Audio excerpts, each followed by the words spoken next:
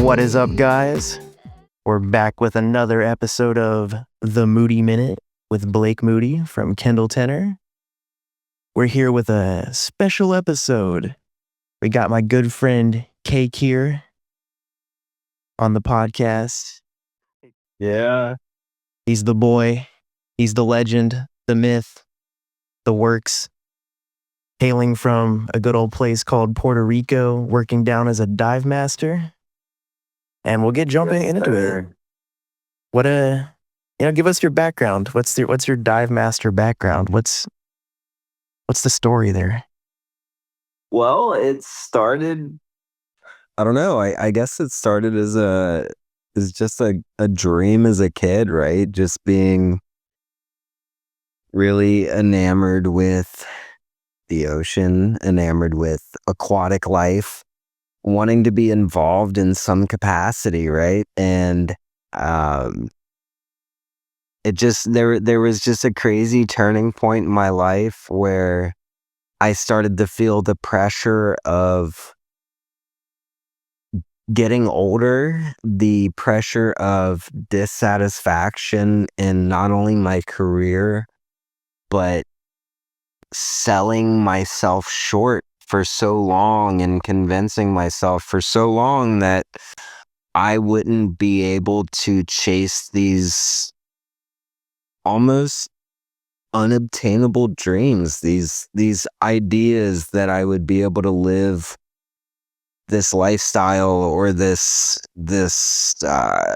reality that really only appeared to me in the format of National Geographic documentaries or Discovery Channel documentaries. Being out here and seeing these things just seemed so far away and so unobtainable.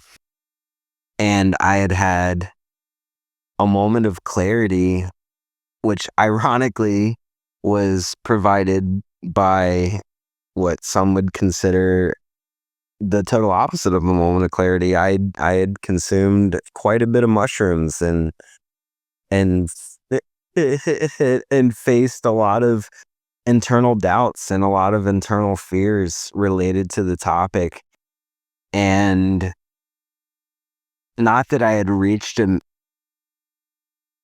failing point or a point in which I should justify a midlife crisis, but I reached a point of dissatisfaction with my personal imprint on my reality. I wasn't happy with the compromises I was making on both a personal level and both a career level.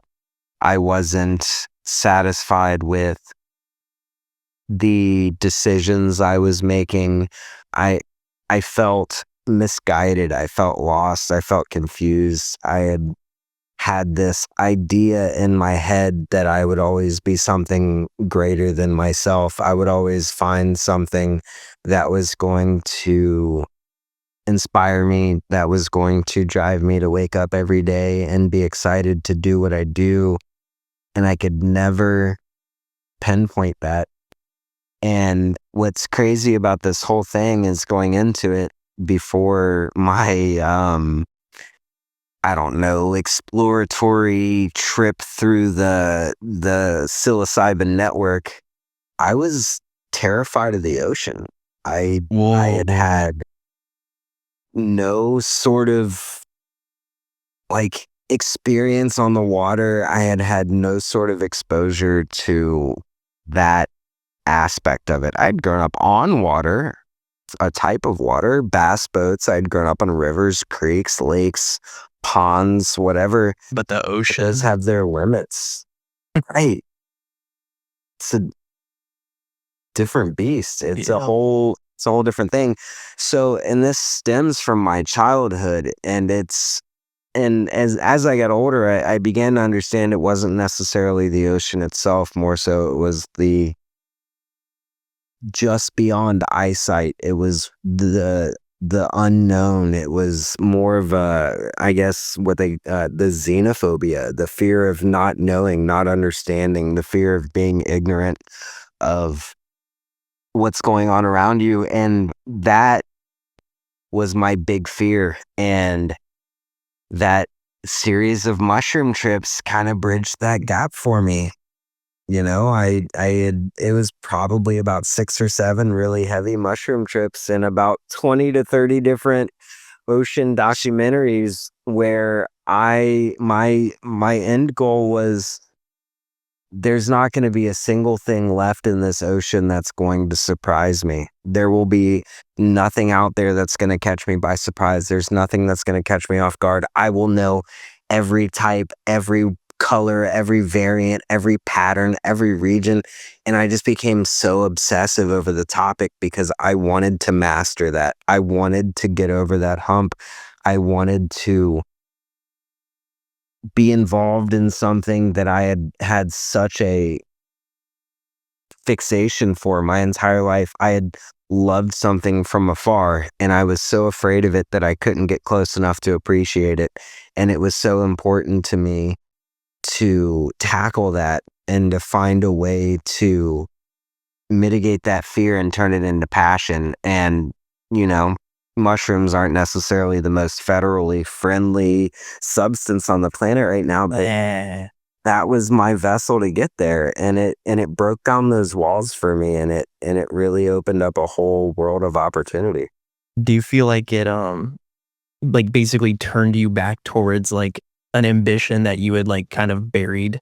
Like I guess in terms of like yeah, it made you want to dive again. It made you into like a Pokemon master of the sea of sorts. But like in that trip or in during these trips, like did it particularly focus like Puerto Rico, or was Puerto Rico like a follow up of this? Like what brought you there? It put me in the water. It put you. And Puerto Rico is just a place to get in the water from. And my original goal is I come from a family that's been exploratory on a short scale, but pretty geographically locked on a long-term scale. My family's been from the same area. You know, up until my dad's generation, everybody's been from that same area. So my uncles kind of live in different parts, but they're all still in the US. Nobody's really pulled off a crazy big move. So the idea to lean into a career that puts you everywhere but where you're from was a big step for me. And I wanted to find something that was going to be exotic enough for me to put myself to the test and see if I'm able to survive in a completely different environment, but also still afford me the opportunity to make it back home or be within a network of, you know, relatable individuals to where I'm not necessarily socially ostracized or just left out to dry at a moment's notice, that I would still have some things recognizable, some things that I could still bounce back to and survive. So I started looking at either states that were coastal, states that were, you know, islands such as Hawaii, or territories. You know, you have Guam, you have the U.S. Virgin Islands, you have Puerto Rico. So there was options. My initial one was Hawaii. And part of it, honestly, was due to forgetting Sarah Marshall. So, like, Oh, that's a good callback. That's a really good, and it's like Paul Rudd's character as the surfboarder.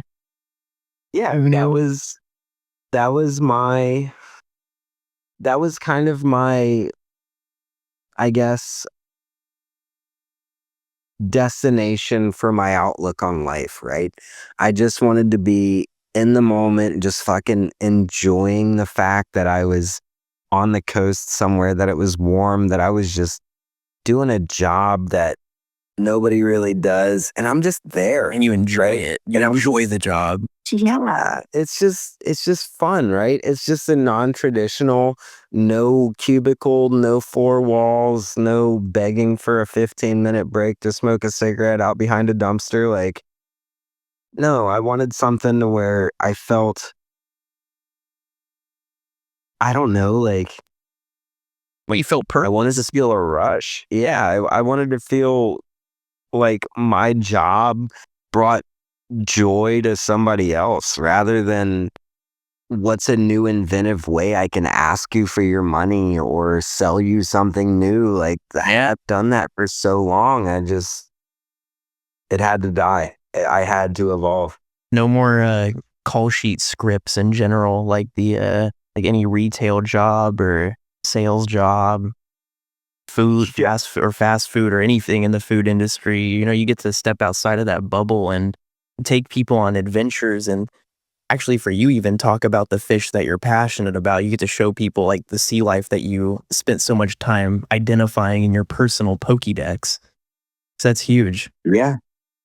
It's crazy. These things that I see in documentaries or read about in books and you know what's crazy is we have the world's largest single-celled organism right here in Puerto Rico. It is a type of bubble algae, and it's like the size of a fucking golf ball. Just one cell, the size of a golf ball. And it's crazy. It just blows up on the beach. We have sharks, we have fish, we have fucking brown-footed boobies, we have Puerto Rican boas, we have iguanas. There's monkeys that got free on an island that were part of some research center and they've become absolutely disease ridden and decrepit and now people are banned from that island and it's called Monkey Island. Like there's all kinds of cool shit, bro, that's just happening out in this world. And for me to just sit back in the basin of Cincinnati and just be like, no, this is it. Yeah. This is enough for me. Just didn't feel right.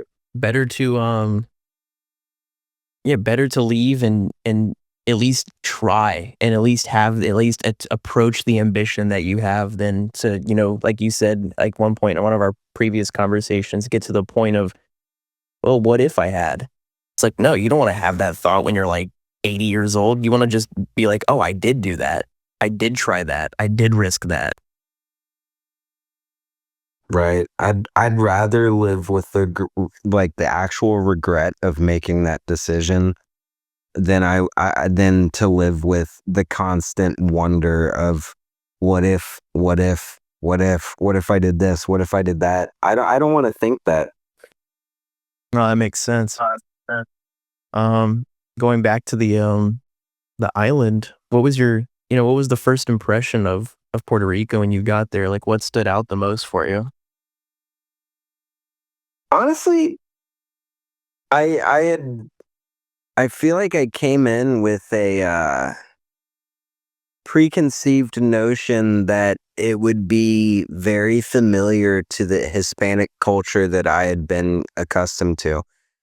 So, growing up in, like Southern Ohio, Northern Kentucky, I'm not going to say it's super prevalent, but out of all of the Hispanic cultures to be exposed to, the most common was a Mexican culture. Yeah, that makes sense. And like Mexican culture is really rich. It's very abundant. It's very lively and it's got a lot of identifying features. And I had kind of preloaded myself almost anticipating a very similar cuisine, a very similar, kind of culture. And whereas the language is the same and some of the music to me feels similar, it's a lot different. There's more of a Caribbean culture prevalence here. And, tacos aren't really a thing. And it's just, it's part of the United States, but it also predates the United States by a significant amount of time. And it is its own country. It's its own culture. The Spanish here is much more rapid and faster. And some of the things that they say just might mean something slightly different or be really offensive in traditional like South American Spanish. So it's definitely a little different than what I expected, and it's a South American, Central American country. But soccer, I really expected there to be a soccer presence here, and it's nothing but primarily baseball and basketball. Oh, yeah, that makes sense. Baseball's a huge thing in like the island Latin countries. Yeah, there's a school on the west side that's partnered with the MLB. It's the Yep. something something baseball academy, and then it's got the MLB logo on the front. I mean, it looks like a warehouse, honestly. It looks like these kids go in there and they walk in and they start swinging 50-pound baseball bats for 8 hours, and then they Conditioning for the whole day for them. yeah, You become like a professional player. all right, recess, and then they go out recess. There's just smacking home runs for 30 minutes. Do the Islanders, like any of the locals, do they like to like participate in dives and all that, or is that like primarily like a tourist thing? So it's hard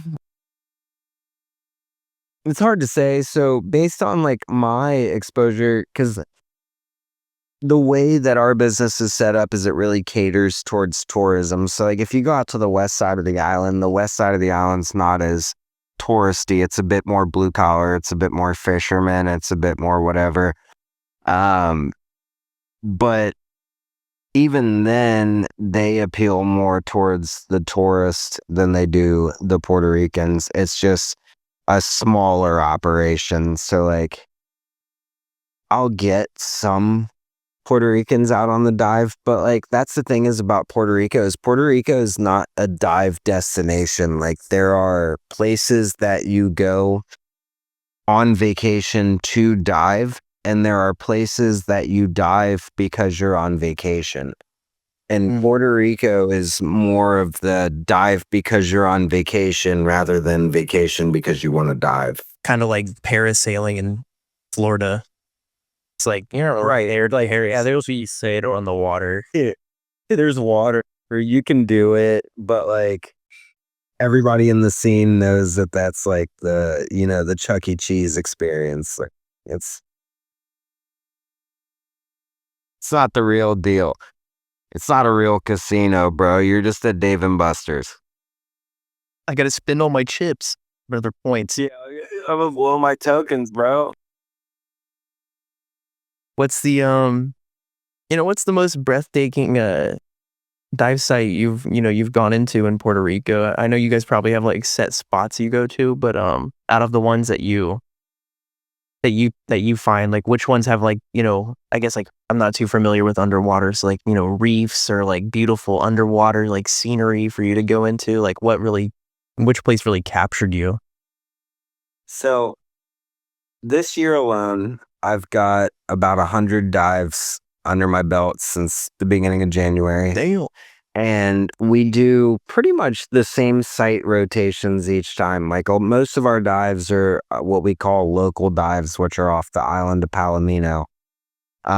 Which the island of Palomino, they shot some Pirates of the Caribbean scenes so that's like our thing. They also have a coral restoration farm. We work with NOAA. We have a coral restoration farm over there. We take people through that when we do our dives. But my favorite sites that we visit are typically over in Vieques. It's a much deeper site. The reef is a bit more abundant and healthy. It's not as heavily fished or boated or snorkeled, so there's not a lot of pollution in that area.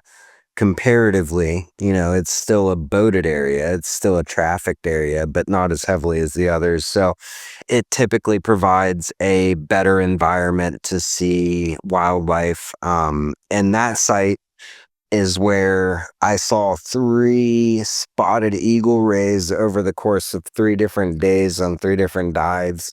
And those are a bit more abundant in other parts of the world. But over here in Puerto Rico, when you see them, you typically only see like one at a time.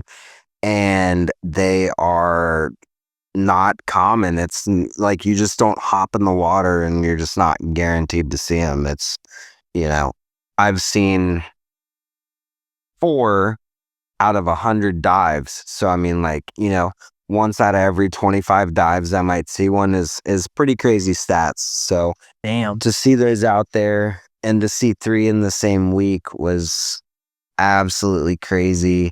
The topography of the dives out there is fun. There's lots of stuff to see. The fan coral is blowing in the current. It's a beautiful sight. The water's typically clear. The visibility can get up to like 200 feet. So Damn, that sounds gorgeous. it's wonderful. I love it. I try to tell every person that dives with us the second we have a Vieques dive, book that, because it's the best diving on this side of Puerto Rico. That sounds awesome. What's a crazy experience you've had underwater? Actually, we'll do both. What's a crazy experience underwater, and then what's the most intense moment you've had in the entirety of being on like a part of this this trip company or this like dive company? It's like I know there's differences. So like I know underwater things can happen. I also know on the surface things can happen. So I've been pretty fortunate in my underwater activities that most of my experiences have been just like wildlife encounters. We have a type of jellyfish out here that can't sting humans, so I've touched a few of them. I've had like, turtle encounters where I've been close enough to fucking pull seaweed out of their mouth. I've had sharks and eagle rays and stingrays and all kinds of whatever swim up out of nowhere and swim right past me. I've seen like a 6.5 foot barracuda just swimming vertically in the crack of a rock while fish swam in and out of its mouth, cleaning bacteria out of its teeth. what? That was crazy. So like, Wait, why it's can't that? just Wait, I gotta run this back. Why can't that jellyfish sting people? so all jellyfish have stingers. All those like just- microscopic barbs, right? Yeah, that's just the jellyfish feature. That's just how they're built. They're built diff, right? But the moon jellyfish, their stingers, their barbs are not significantly large enough nor sharp enough to pierce through majority of the skin on our body. So if you got it like on your lips or your butthole or your nipples or like your eyelids, like sensitive skin, it would be like a pretty mild irritant, like getting fiberglass insulation on your shit.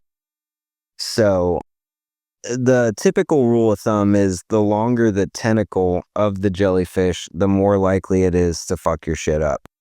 So these don't really have like long tentacles at all. They're just kind of like gelatinous blobs that float through the ocean waiting for some sea turtle to come fuck on them.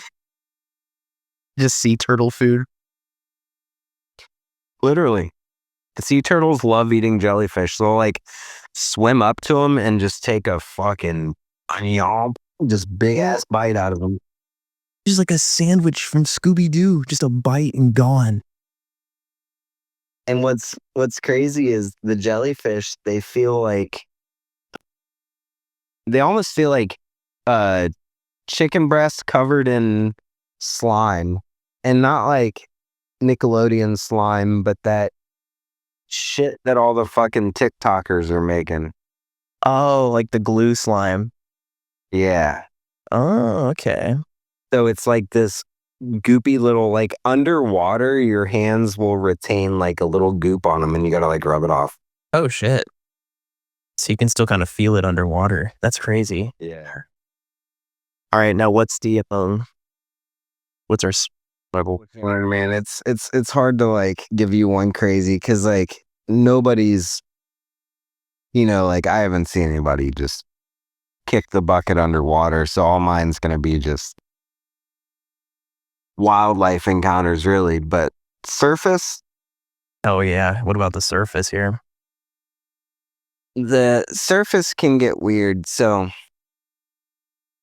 I've had, people freak out on the surface where they're just like, I can't breathe, I'm not floating, I can't swim. And it's like, we're in the water. Like, we made it this far. Like, you showed up to the marina, you got on the boat, you rode all the way out here, and now's the time, like, whatever.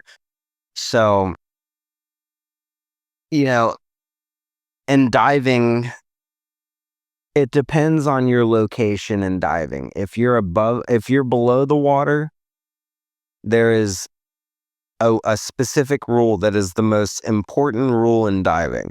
If you're below the water, the number one rule in diving is always keep breathing. Never fucking stop breathing. If your regulator is out of your mouth and you can't breathe in, keep breathing out. No matter what, fucking keep breathing. Always be producing bubbles.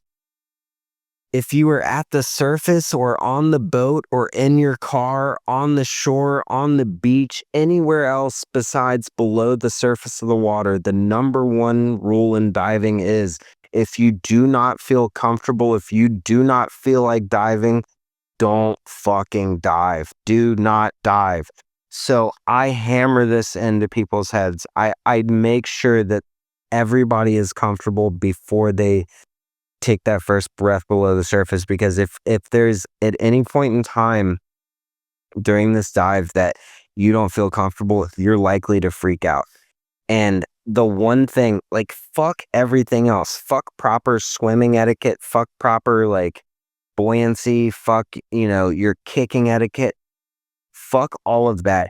Breathe. Literally fucking breathe. If you stop breathing, or if you modify your breathing, or you wait too long in between breaths, like, shit can get really fucking bad. So like I tell these people, like, if you're about to freak out, you're in luck. Because if you take yoga, or if you go to therapy, or if you go wherever, the very first thing these people tell you to focus on is your breathing. Why?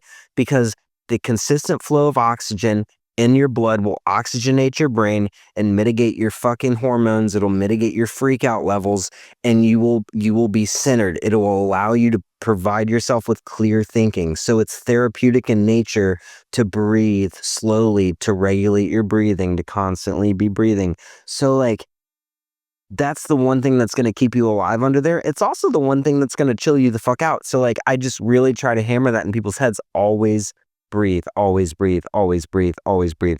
So in diving, it's been easier to mitigate injury. It's been easier to mitigate emergency situations. It's easier to catch it ahead of time. But snorkeling's a different beast, because you get people that have never been on a boat. You get people that have not only never been on a boat, but they've never been on the ocean. They've never learned how to swim.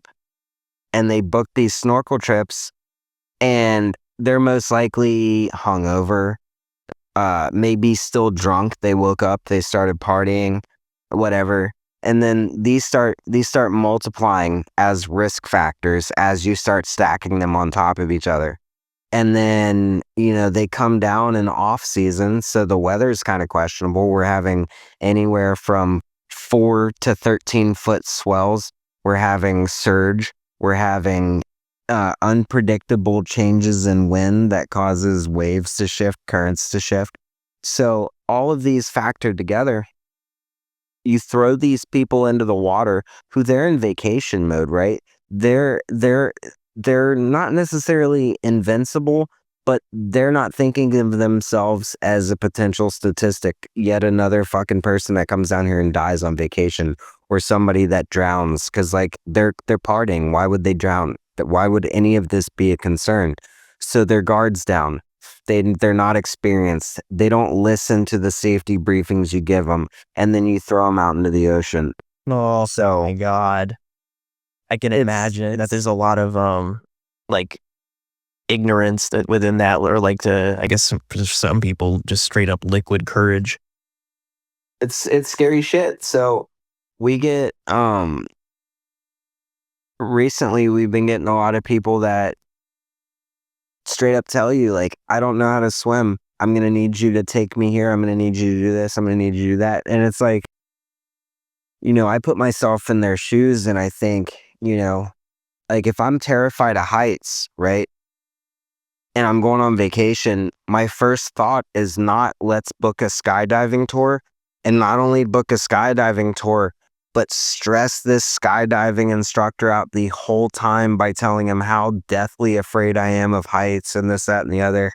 And then, let's say to top all of that off, I have a heart condition. And then I lie on my waiver and say that I'm medically clear to skydive, and I have a heart attack strapped to this other person 3,000 feet above the fucking ground. I'm putting a lot on this other person. So it was 2 weeks ago. Yeah. Yeah, it was 2 weeks ago. We had taken just your normal snorkel trip out. The weather was a little bad. I told the captain, I said, I don't feel comfortable snorkeling here. I had people complaining on the way out. It doesn't feel safe. And he tells me, no, it's fine. I'll go talk to everybody. I'll tell them, I'm the captain and I've got the experience. They don't. They just got to trust me.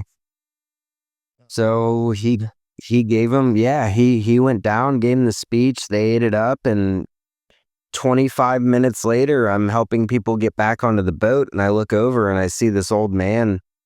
His wife swam back to the boat and he didn't. And He's just in the water. He's just, and he's face down, right? And that's how you snorkel. So I'm looking around doing my head count.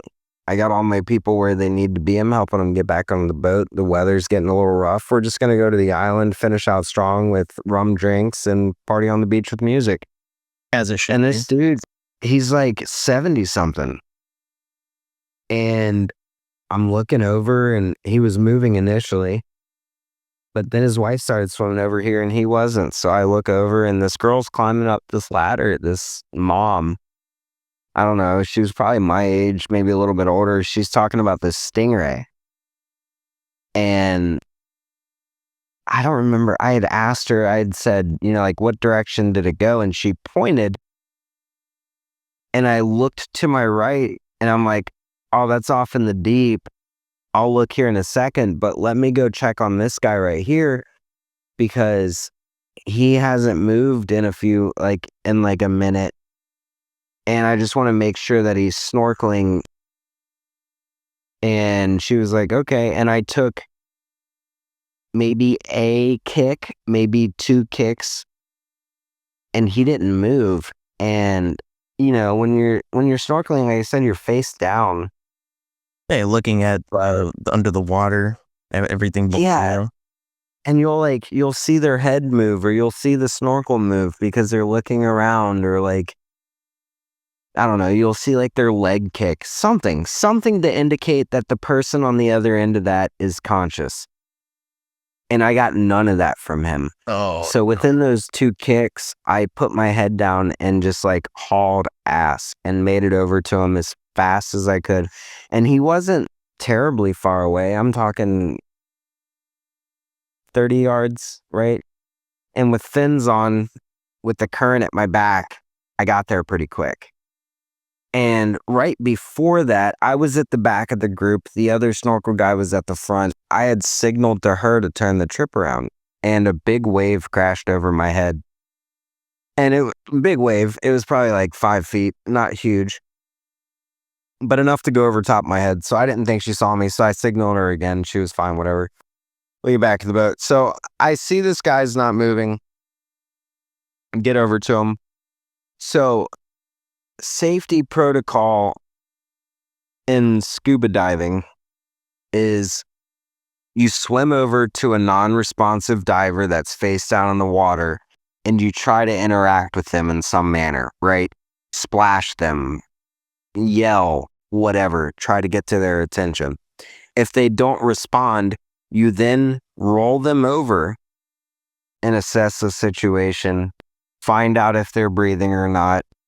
If they're breathing but unconscious, you tow them back to the boat. If they're unconscious, not breathing, you start rescue breaths.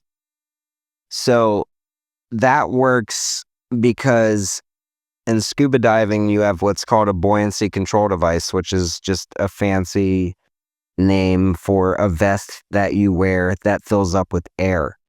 And when they're floating at the surface, you fill that with air, and it allows you the ability to provide them with rescue breaths at the surface.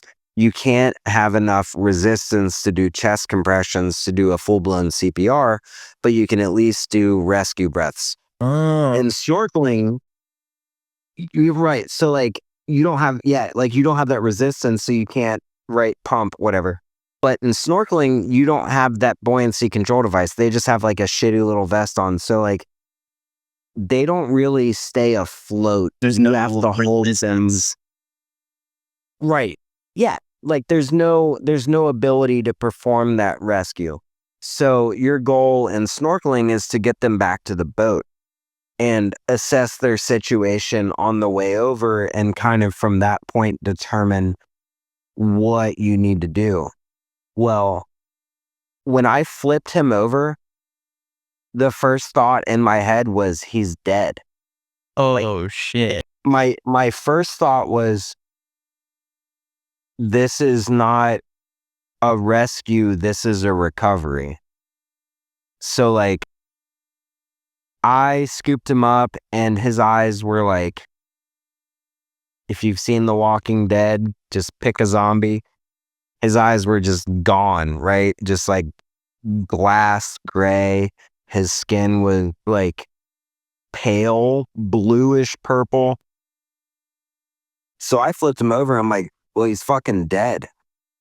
Like, what the fuck? My man You had know, a max revive. straight up, like, you need a little river. Like, so I'm like, holy shit, bro. We went from like, there's like 9 kids that are like 11, 12 and under on this trip. So we went from like this family outing, just chilling, the weather's kind of whatever, to like this dude's fucking dead. And I'm dragging him back to the boat, swimming my ass off, yelling, "Hey, we gotta call, you gotta call 911, you gotta call the Coast Guard. I need somebody to get oxygen. I need somebody to pull this dude up. We need to start CPR."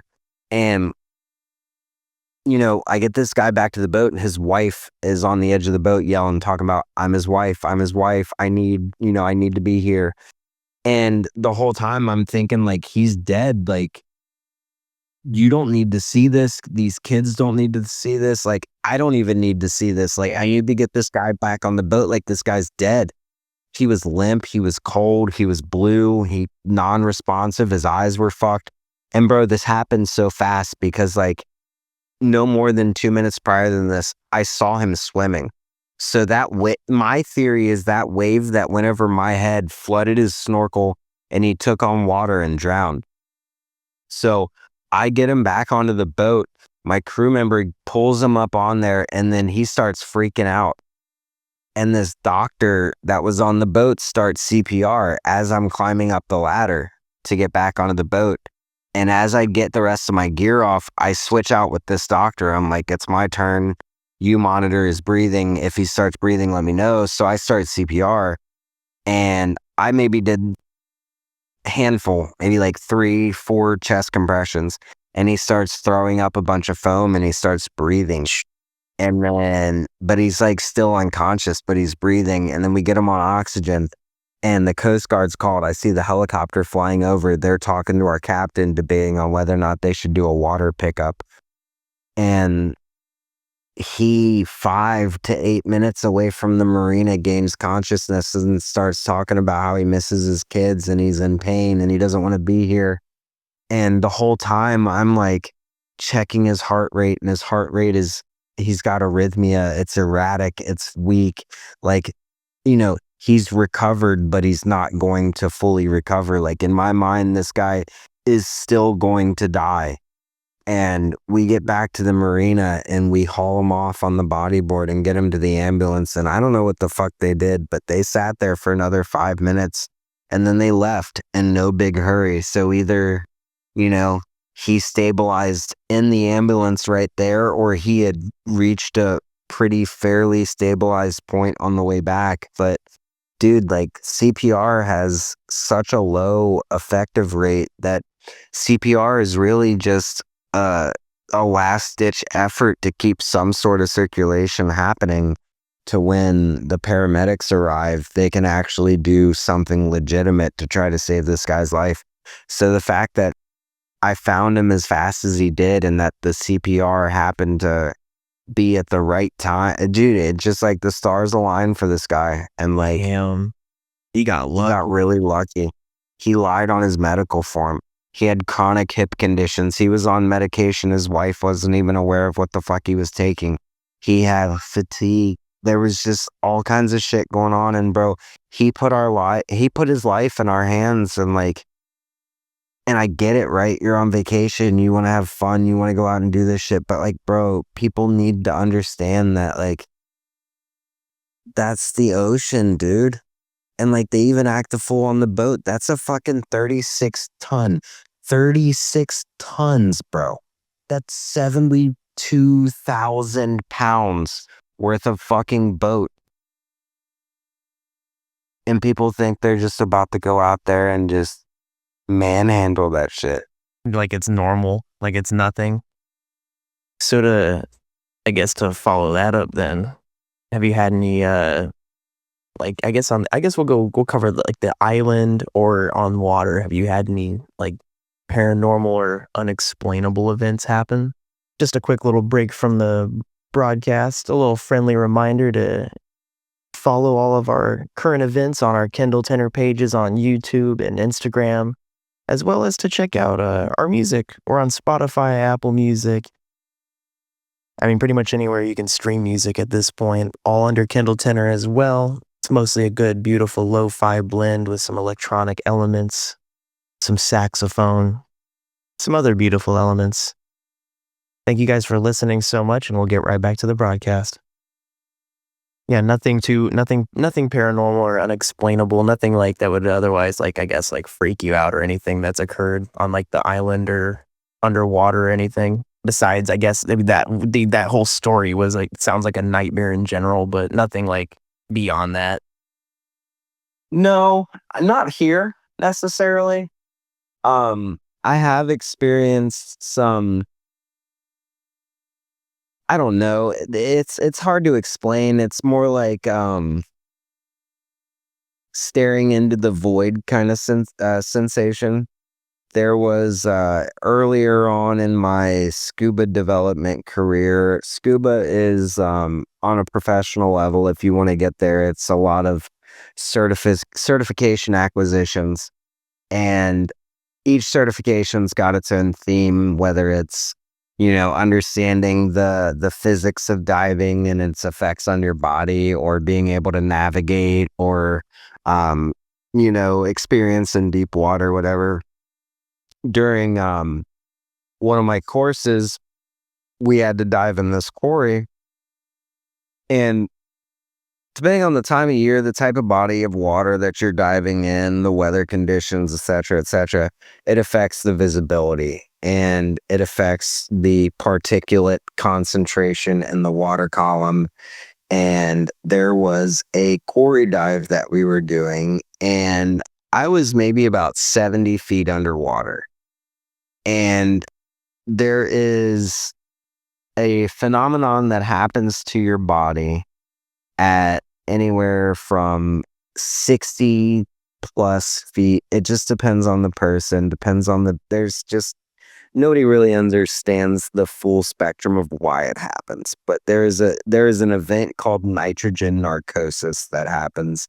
when you are under the water, under several layers of atmospheric pressure, the concentration of nitrogen within your blood system from the air that you are consuming has a narcotic-like effect on your body. And that can manifest in many different forms for many different people. It can come as lightheadedness.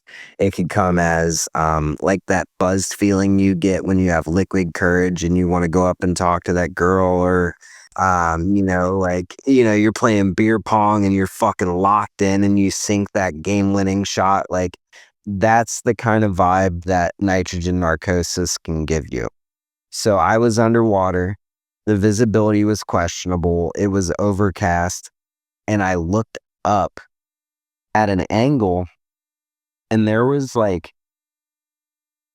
and I can't in words do it justice to describe what it looked like, but it was like, shadows are very two-dimensional. When you look at a shadow, it's flat on a surface.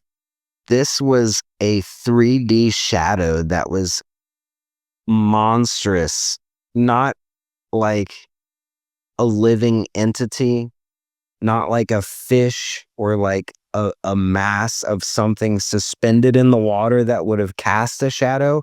It was every bit of the essence of just a shadow with depth and 3 dimensions. That was just a blob that was large and massive, that was just suspended in the water. And I stared into it and I felt absorbed. I felt I can't describe that feeling. And when I see like people talking about staring into the void or staring, out into nothingness, that is what's relatable to me, is that moment. And I would say that's as close as I've had to paranormal or ethereal or whatever. Okay, that makes sense. That's a good that's freaky. Like, nitrogen narcosis sounds like a terrible time, especially if you're underwater. I guess we'll pivot here. Let's switch it up here. Let's talk about the island itself here, particularly the nightlife. Um, the Puerto Rico has a pretty good reputation for a wild nightlife. How would you describe it, or if you have any fun party stories, that you can talk about? Skip. Yeah. Um, you know, I will say, back home, I remember in my early 20s, Thursday was college night, right? Like, that was the night the levee was on fire. There were people out doing shit. Friday was even crazier, and Saturday was like the peak of it all, and everything was dead on Sunday. Out here, Thursday and Friday are dead. Like, there's just not a lot going on. Saturday it picks up, but Sunday, despite the fact that Monday morning work is calling really early, Sunday is the party day here. And, That's unexpected. like, partying up in the States, going out to the clubs and stuff and going out to the bars, it's very clicky and very sectioned off. And up here, it just depends, right? Or down here, it just depends. Like, San Juan's the mecca of what's happening. I live on the East Coast. A lot of stuff out here closes down by 9 o'clock. It's really built around the marina lifestyle. People get out at the marina at 5 o'clock in the morning, and by 5 o'clock p.m., they're done for the day, right? They're ready to go to bed. So a lot of shit out here closes early, but you go out to San Juan, it's a more lively event. So it's a very big tourist area. So you have almost 2 different crowds. Like, Monday through Monday, sure, you'll have parties happening But Sunday's the big night. That's when you're going to go out and see a lot of live music. You're going to see people salsa dancing in massive groups. You're going to see, a lot of like local dead end, you're not dead end, what do they call those? Dive bars. You're going to see a lot of those just packed to the teeth. Puerto Ricans, More culture. and like the gringos, the stateside people are mixed in. They're mixed into it, but it's almost segregated in a sense. Like La Placita is a really big popular spot to go and party in San Juan, but you have your spots where there's just like a lot of people on spring break or summer break where they're going down and congregating in certain spots, and then you have like alleys or streets or sections of bars where it's nothing but people from Puerto Rico. So like there's almost two different cultures going on simultaneously, and both of their end goal is the same, right? Party, get fucked up, get some ass, have a good time. But it's just like two different approaches. And I get it, right? Because like I live here now, so I don't feel the pressure of getting my money's worth of partying in 7 nights. Like I just live here. It could be whenever. Yeah, you So I get come the back tourist next week. approach. Yeah, like there's no rush. So I get the tourist approach, right? Like they got to get it out of their system in 2 nights because they're gone after that.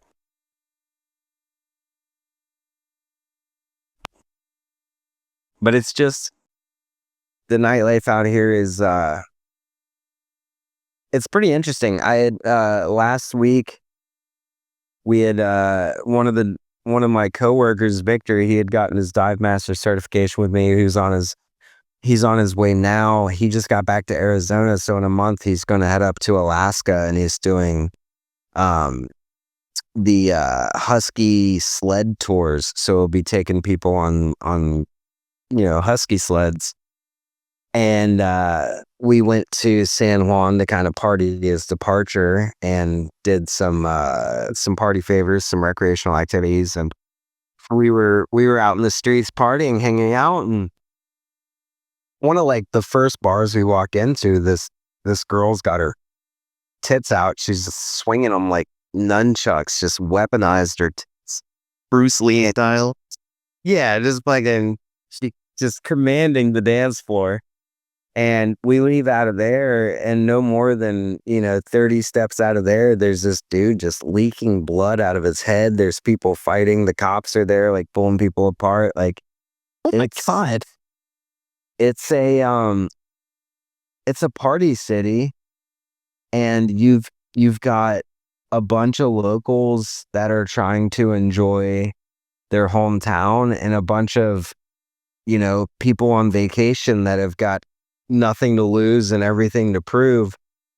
And it's just a volatile situation. Sometimes it turns into just a big ass party, and sometimes it turns into violence and chaos, and that was kind of what I got to witness the other night, was the chaos aspect of it. Just like the true like just raw people in their fucking just in their element, just like drunken fights, people out there swinging tits, just like as crazy as it can be, just like literally just the raw elements of the island, and kind of like just what people like to do, whether they be tourist or local. That's cool. Yeah, I think it's like you said, it's that island mentality. It gets people into their whole different, like, just approach to life and mindset. It's like the White Lotus out there.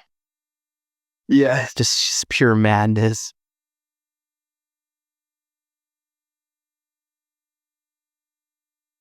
You got any best and worst experiences in terms of like dating or hookups out there? I mean, it's hard to come up with the best, right? Because it depends on who I'm telling this to, right? It could go from best to holy shit, why would you put up with that? You know, dating, there's not been much dating out here. There's been interacting. Um, I've interacted here and there.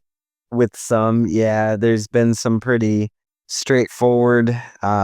Hey, I need my spine readjusted, and then there's been some very complicated situations like hey, I shit on your floor.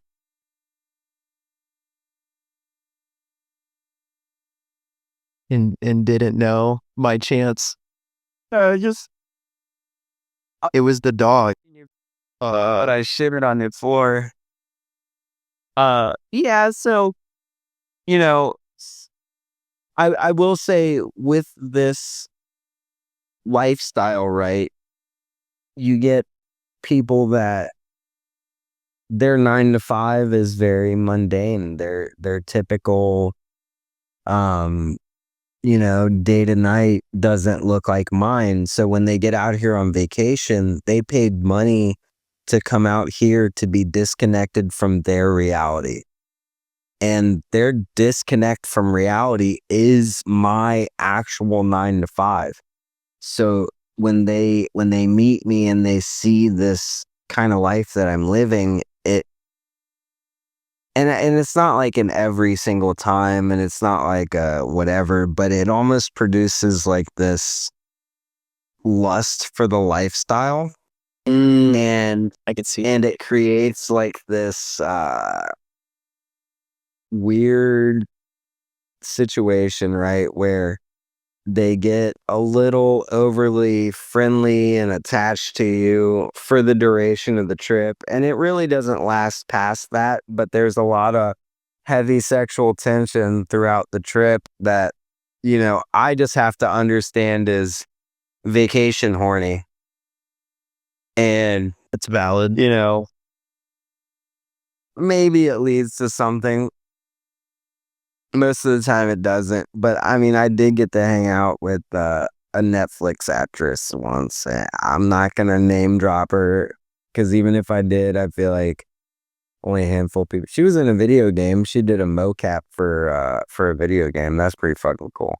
Oh, that's But she was a little baddie, but it's like the same formula every time. Like you go out on these snorkel trips, they start drinking rum drinks, they start feeling you. They're like, damn, I want to hang out with you.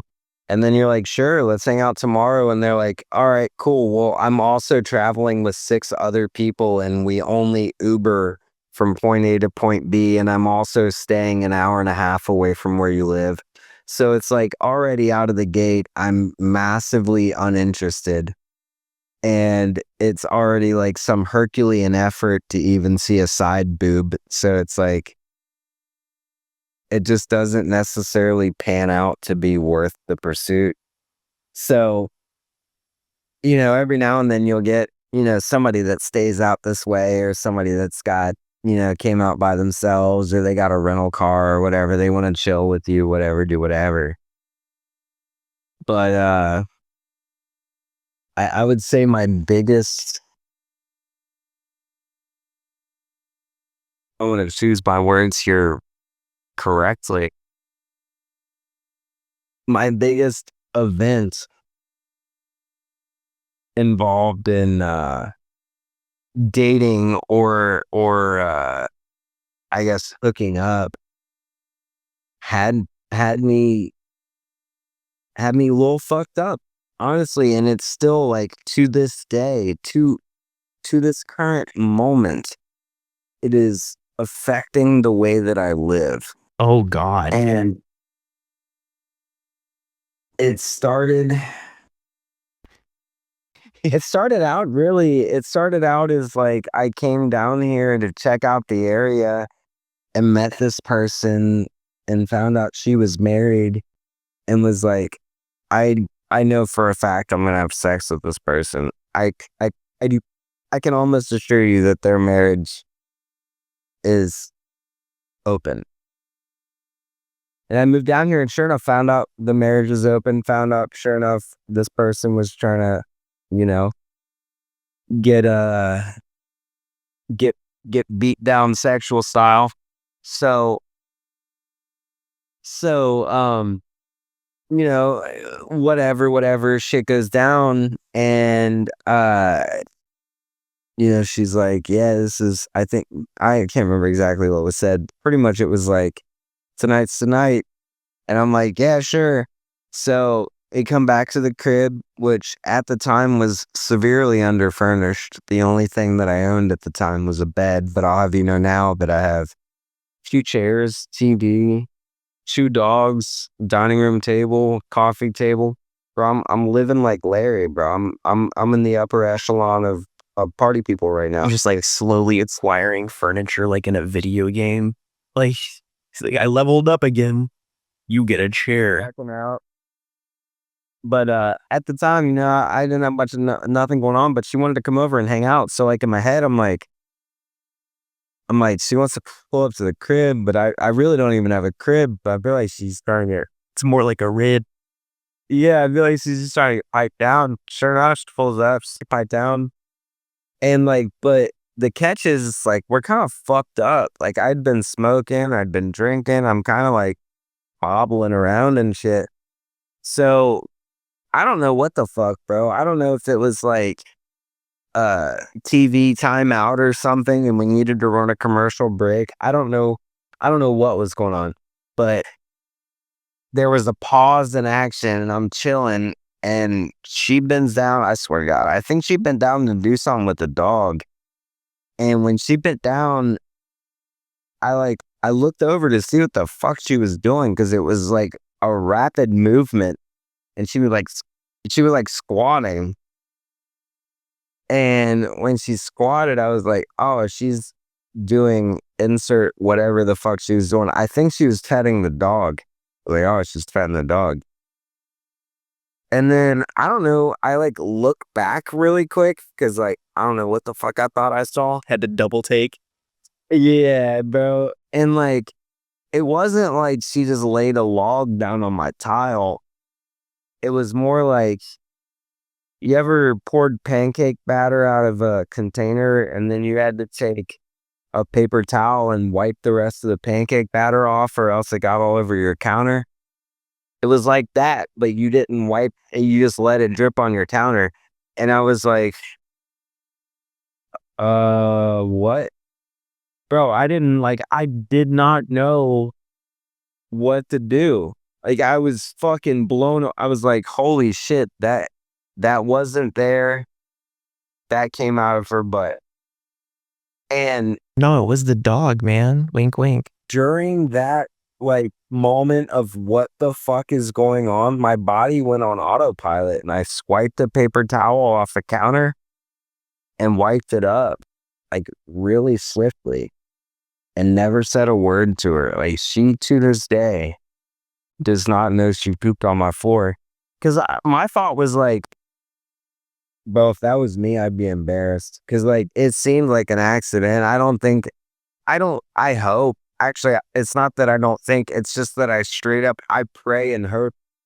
You're a real man of empathy. It's like, yeah, she just didn't just squat down and be like, I'm gonna paint this fucking tile real quick. Fuck this motherfucker.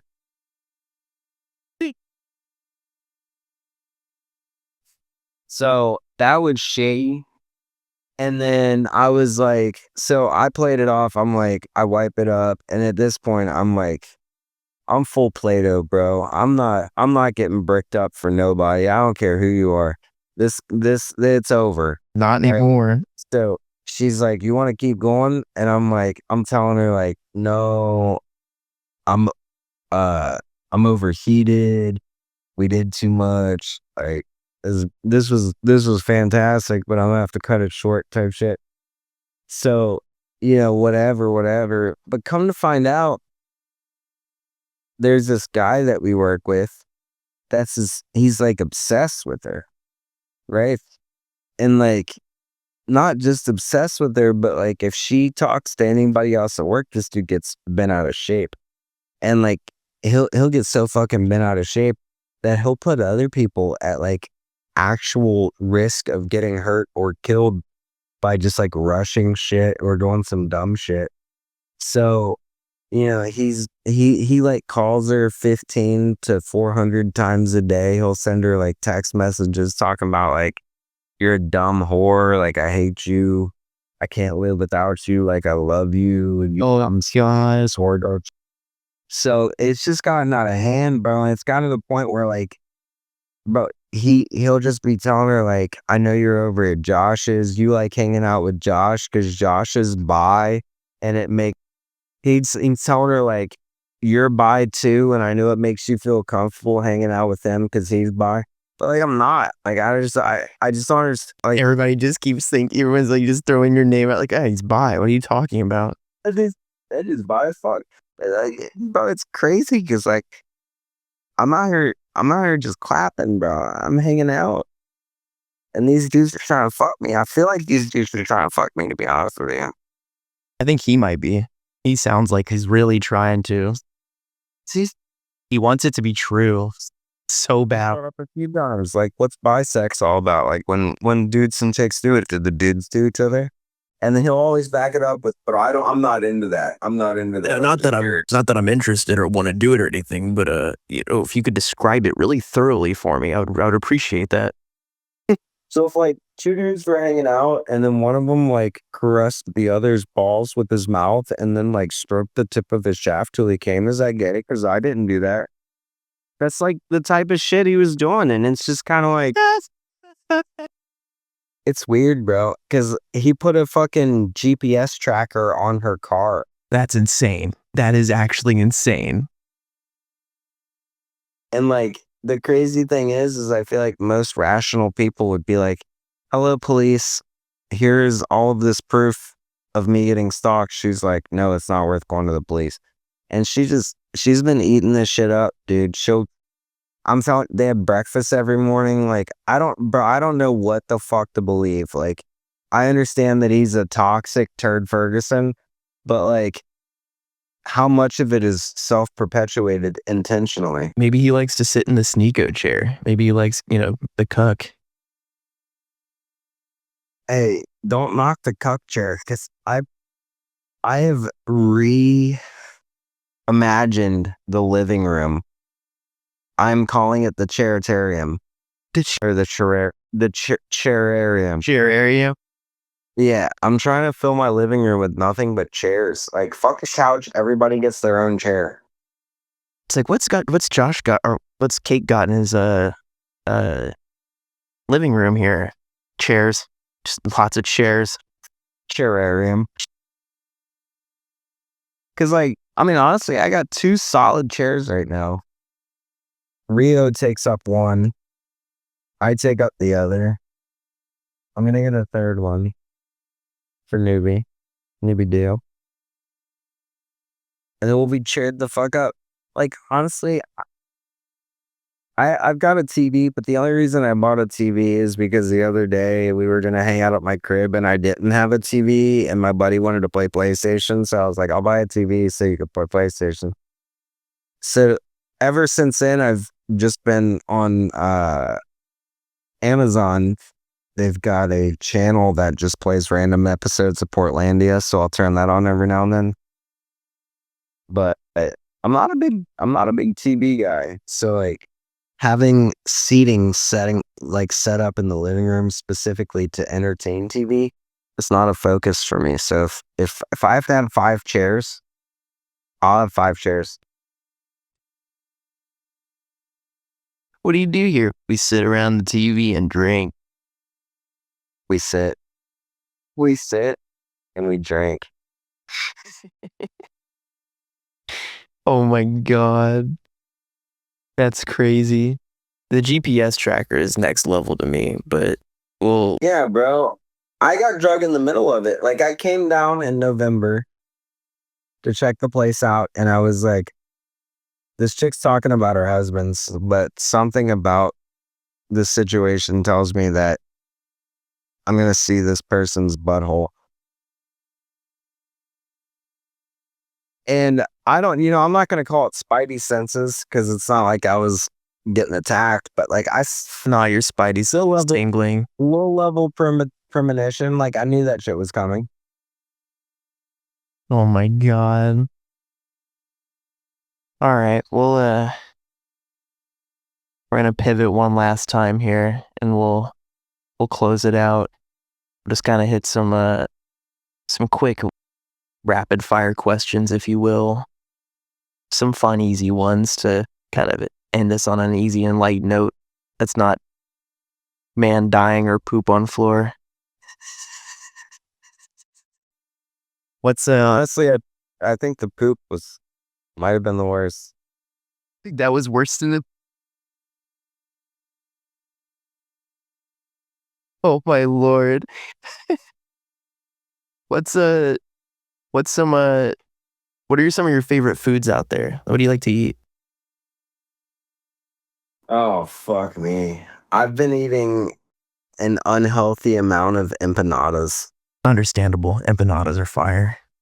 Empanadas. But It was a couple days ago. I had the best meal I've had since I've been in Puerto Rico. It was a steak that was like folded and then stuffed with mumfungo, which is plantains, and it had this salsa crema that was like a garlic salsa cream kind of thing. Garlic cream sauce. I don't know. That shit sounds so good. fucking good. It sounds good. God. It was like $32 or some shit. It was outlandishly expensive, but God, it was. Oh, I'm gonna have it again. If they were open right now, I'd trek my happy ass over there and get one. All right. Instead, I'm gonna go to the gas station, get some beers. Instead, I will opt for some. What's the beer out there? Medalla. Medalla. Yeah, which I'm pretty certain is Spanish for medallion. It's like their Modelo. No, it's like their Bud Light. Oh Jesus.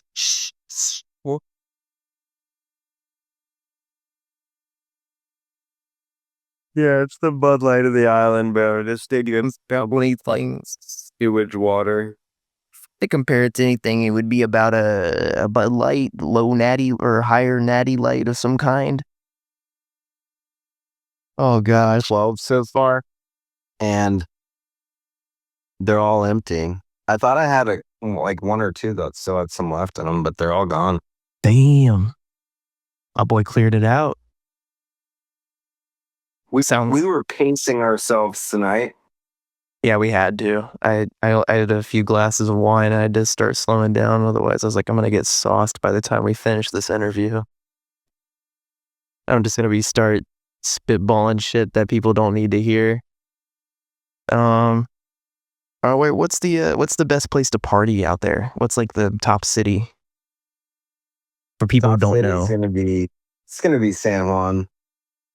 I feel like no matter if you like to party at all, like even if it's like dingy little pool hall, nobody, around type shit, everything else around the island will close by like 9-10 o'clock. So like if you really want to get your money's worth and get your longevity out of it, San Juan. You're gonna find your salsa clubs, you're gonna find your live music, your hip hop clubs, your ratchet booty shaking. You're gonna get it all. Where all the good stuff happens.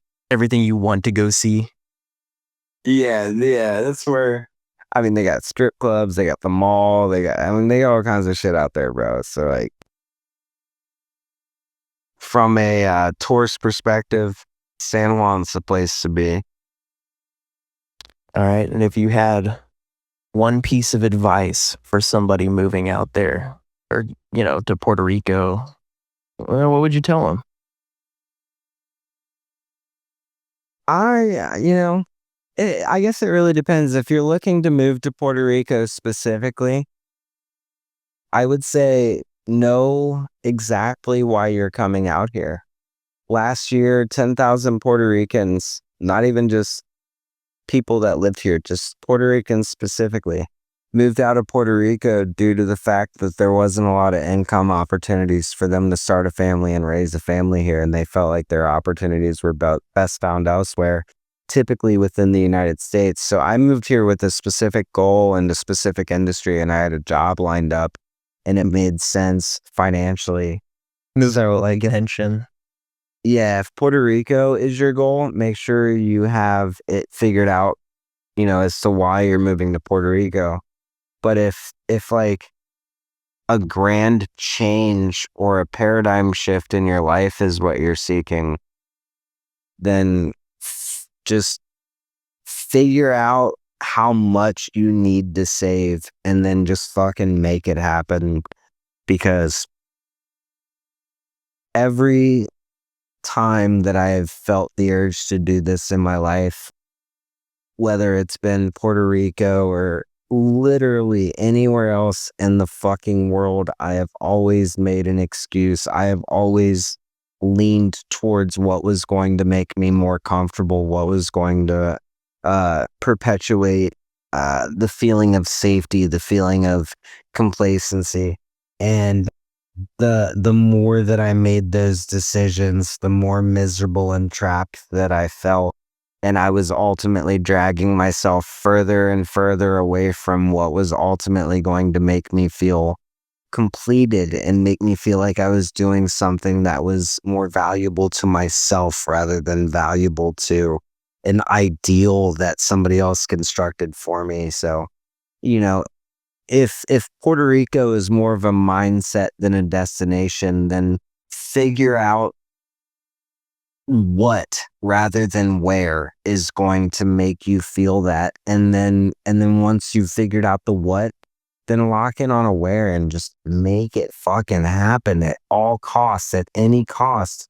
Make that your goal. Hit the Shia LaBeouf. Just do it. Just fucking do it. Don't let your dreams be dreams, guys. Your dreams are somebody else's reality. And what's always kept me moving forward is the fact that I know that I'm not the smartest person in the room. But I also know I'm not the dumbest fucking person in the room. And if somebody else out there has managed to slap together enough confidence and ability to make something happen that I believe things that I could only dream of. And the only difference between them and I is the fact that they made that commitment and they stuck with it. And I only daydreamed about it and made excuses as to why I couldn't do it. Damn, that's good advice. Just to come up with a plan, make it happen, and really discipline yourself on adhering to it, and then just going with it, living that ambition or that life or that journey that you want to have by sticking to it, not just conceptualizing it and then be like, oh, that would be cool, and then moving on.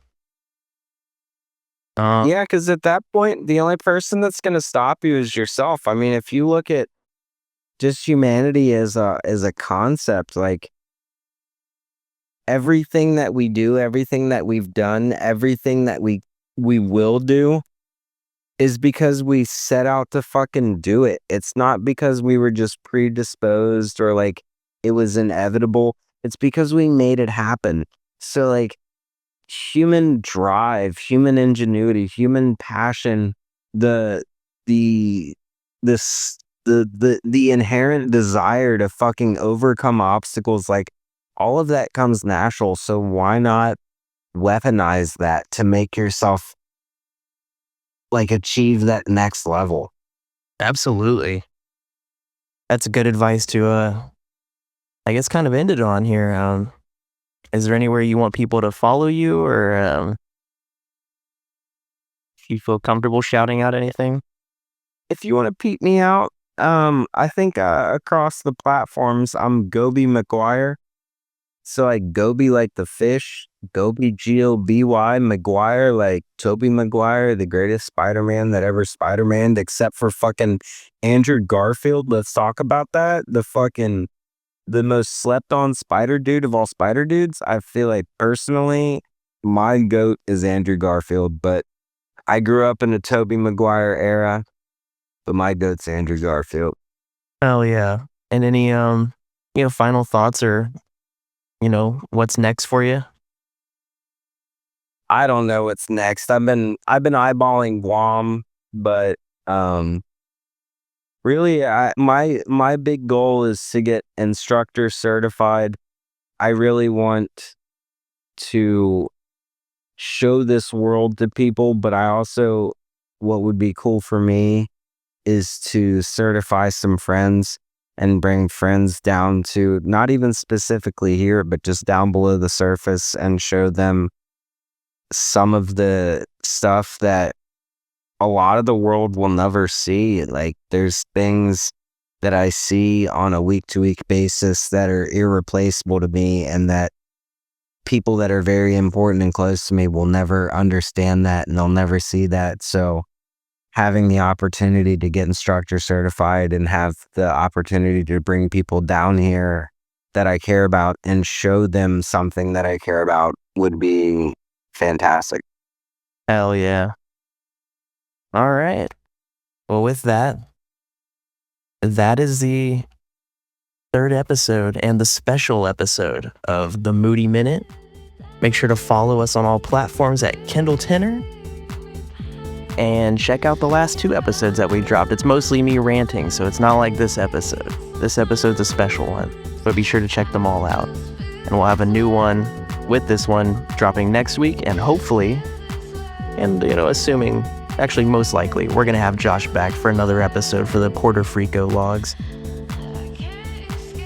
The Puerto Rico. Thanks for tuning in, y'all, and have a great rest of your day. Stay blessed, not stressed.